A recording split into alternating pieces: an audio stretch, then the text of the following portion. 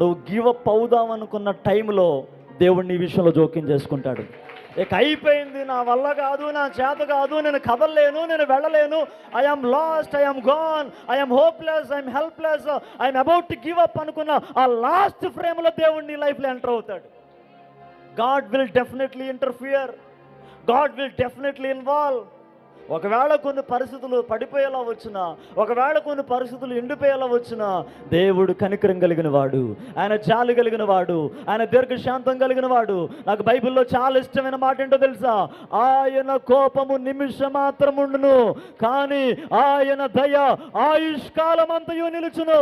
సాయంకాలమున ఏడుపు వచ్చి రాత్రి ఉండునను, ఉదయమున సంతోషము కలుగును. హల్లెలూయా.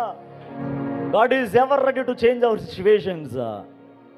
God is ever ready to change our destiny. దేవుడు సిద్ధమే మన స్థితిని మార్చడానికి, దేవుడు సిద్ధమే మన గమ్యం మార్చడానికి. హల్లెలూయా.